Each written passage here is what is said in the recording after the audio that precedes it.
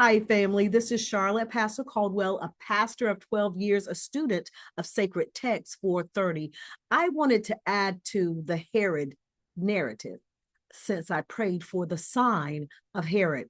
It is only mentioned in Matthew 2:16 through 18 that Herod, who made himself king of the Jews, ordered the unaliving of children in Bethlehem. Now we know who was born there as well. So that gives you a better understanding of why his mom and dad said, hey, we need to skip on over to Egypt. That is because when the Zoroasters, the Magi, the astrologers came through, and Herod just wined and dined them and said, when you find the baby, come back and tell old Herod. Well, they didn't. And when Herod realized they didn't do what I told them to do, he sent people to unalive young children. This is the kicker. Matthew is the only mention of this. Historians don't mention it. So they even say for theological purposes, Matthew mentioned it. Well, when people make themselves a king, they begin to make laws and probably made a treaty with Rome not to reveal who he was. And Rome probably said, we don't have anything to do with that. That was the Jewish community. We gave you your own piece of land and governance over yourself.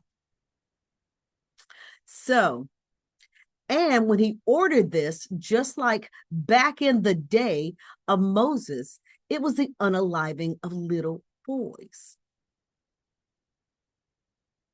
So when I talk about the sign of Herod, it comes with that built-in package of bad behavior to large groups of human beings, similar to what happened to Pharaoh. Pharaoh did not stop Moses, who was a promised child, from coming forward to be a part of the deliverance of Moses's people. So this morning I talked about Ahava et Yahava, God's love. And that love that God has for human beings is also El Roi, the God who sees you, the God that loves you also sees you, irregardless of whether your government sees you, the financial system sees you, or the world sees or acknowledges you. Because see, the higher heavens does not get dictated to by this realm. So you wonder why sometimes African descended people came through such hardship to come into further hardship, to continue for 400 years in hardship, and yet we still survive. Ahava et Yahava, God's love for the children of God. Why? El Roi, God sees me and you. So just like the time of Herod, the things that came forward in the previous post, I put down the physical ailments and things that Herod probably had, and that it was believed that as he was sitting, worms came and began to eat him until he was unalive. I awoke this morning to hear that the founder of the Heritage Foundation has transpired, transitioned, died, is unalive. And I started thinking about the spiritual ramifications. You know, it's even worse when you have ill intentions toward large groups of people just because of who they are. But what happens to one when you transition? You're no longer cased in the physical body. My friend, the Holy Spirit, started to show me that sometimes there's still a reaping of what you sowed in this realm. And while the higher self of who you are, the spirit of who you are, may begin to ascend, the soulish part of you may have so much in it that it cannot ascend. It's almost as if your spirit starts to go up and the soul begins to follow and stuff grabs it and says, no, no, no, no, you don't, no, you don't, no, you don't. And I say that because where I live is where they started the Trail of Tears. And there's a lot of spirit activity. I'm constantly doing things to keep my house clear. I go out with my God voice and I say, the only thing welcomed here is my God, my ancestors, and my Orisha. But if I were to go out and drive and videotape, you would see the flashes of light all over the woods. Those spirits that are just lingering in the woods. Now, I never engage, and I will not engage, because it is a lot of work to bring spirits into a place that they were souls. Let me get that right. Souls into a place where they can ascend. And it's not a work. My friend, the Holy Spirit said, you will not. So the other night, for over 2 hours, I had the biggest orb on one of my patios. And it was hovering. It went over to the door like it was looking in, all of those things. I would like to think, because my husband's birthday was the next day, that it was my father-in-law coming to see his little boy. But I observed that. But I wanted to add that Herod, who made himself king, harmed children, not including the people that he harmed, because it talks about his cruelties and atrocities. He wasn't a nice person. You know, this is the person that beheaded John, as we know it, John the Baptist, because he told Herod, wait a minute, you sit here like you all spiritually right and stuff, and you've taken your brother's wife. Herod said, did he just out me? Yes, he did. Said, I'm gonna get him. And he did. But just so that you know, the massacre of innocents does something to the higher heavens. Don't think that God has not seen what has gone on in Gaza, because God has.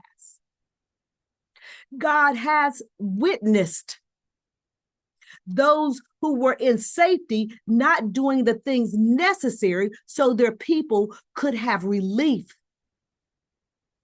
Don't think the higher heavens have not witnessed what has been done to the children in Ukraine, in Yemen, in Ethiopia, even those in Europe and various places. They may look mamby-pamby, but they have their issues as well. The massacre of innocent people. It has to stop. It has to stop. So you're getting a full view of why I prayed about the sign of Herod. Herod was not allowed to continue in such a horrible posture toward people, thinking more highly of himself than he should, not understanding the ahava et Yahava, the love of God, the eyes of God, seeing the suffering of the people, and then acting in a way to protect the people. So for those of you who, you understand the spiritual realm and those things that go on there, I kind of felt like the founder of the Heritage Foundation. Yeah.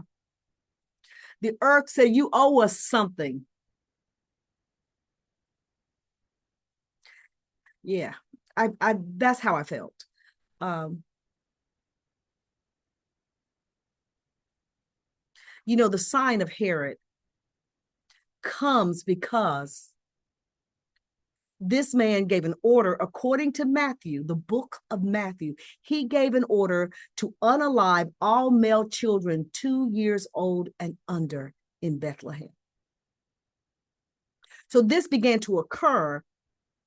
Yeshua probably wasn't even maybe 2 after the birth, and he realized the magi were not coming back. He gave an order. Have you ever looked into the face of a 2-year-old? I have 2 daughters.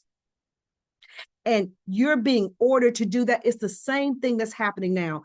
People are being ordered to do horrible things to other human beings by the one who has named himself king. I'm still holding to my prayer for the sign of Herod. This is Charlotte, Pastor Caldwell. I know this is different. I know it is different, but it is because of spiritual pride that we are where we are. So that's what I'm going to preach on tomorrow, spiritual pride. Not confidence, because you've done a hard work and done something yourself, but a spiritual pride that has come, that has caused some to want to lord their spiritual way of being over everyone else and decide who's the lesser and the greater and who's the they want to get into the minutia of who people are. Now, I'll tell you this, just like Herod ordered the unaliving of children 2 years and younger, he was looking for something, right? Have you ever thought about what are they looking for in all of that DNA? Mm-hmm. What are they looking for? This is Charlotte, Pastor Caldwell. This may be my final install on Herod, unless I find some more pertinent information that you need to know about this historical figure that was governed by Rome, but Rome gave him his own authority and allowed him to be the king of the Jews. Mm-hmm. Yeah, he did. Like, share, and subscribe. I'll see you next time.